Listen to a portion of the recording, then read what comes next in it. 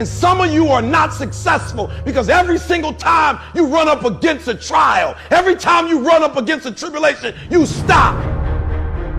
And what I'm here to tell you is, if you tell that thing, I'm here just like you here, and I promise you, I ain't leaving without the degree. I will not leave without that goal. I will not leave without that dream. I will not leave this university until I'm successful. I will not leave this job. I will not leave this client. I will not leave this opportunity until I get it.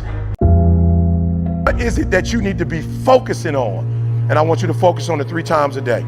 You got to get focused, man. You got to understand that this hard time that you're going through is everything you're going through is preparing you for what you ask God for. Every trial and tribulation you go through prepares you for the life God has for you.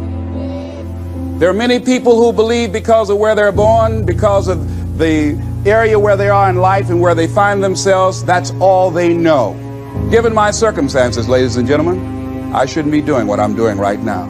See, I know something about you, even not knowing you, that you've got greatness within you. You have the ability to do things that you can't even begin to imagine. You have talents and skills in you that you haven't even begun to reach for yet. No one could have convinced me, given my circumstances, given my background, that I would be doing what I'm doing right now. I was born in Liberty City on a floor on 62nd Street, a twin brother and me. When we were 6 weeks of age, we were adopted. When I was in 5th grade, I was identified as EMR, labeled educable mentally retarded, and put back from the 5th grade into the 4th grade and stayed in that category until I got out of high school. I have no college training, but here's what happened. I had an intervention in my life. A man who saw something in me at a time that I did not see something in myself. I never forget being in his class one day waiting on a friend of mine who was there to rehearse for a play. He did not show up, and he asked me to go up to the board and write something on the board. And I said, I can't do that, sir. He said, why not? I said, I'm in a special education class. He said, what do you mean?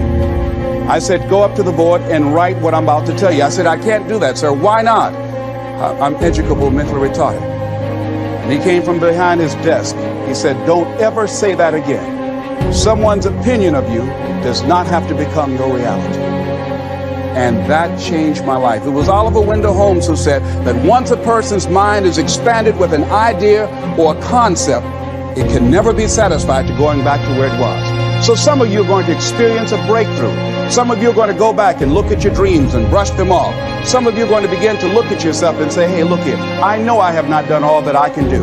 Whatever goal that you have in mind, I want that to be a goal that will challenge you, something that will make you stretch. It was Osborne who said, unless you attempt to do something beyond that which you've already mastered, you will never grow. What is it that you looked at some point in time and you decided that you couldn't do it, that you talk yourself out of it? Whatever it is, bring it back out there. How are you going to do it? That will come to you in due time. So you don't get in life what you want, ladies and gentlemen. You get in life what you are, not what you want. And see, the good news is that we can always become more by working to develop ourselves. So the first process of making this your decade, you've got to begin to take a look at your life and look at where are you right now? What are your strengths? What are your weaknesses? What gives your life a sense of fulfillment, a sense of joy? What does a full, rich life means to you? What is it that you could love doing 7 days a week that'll bring a smile to your face? Think about that. In all the areas of your life, your professional life, your personal life, your family life, your spiritual life, what is it that you'd like to have? Once you begin to determine that, that takes you to the next step. And that is, once you decide what it is that you want, now you've got to decide that you deserve that. Repeat after me, please. I deserve the best that life has to offer. I deserve to find my purpose in life. Shake somebody's hand on your right and left and say, find your purpose.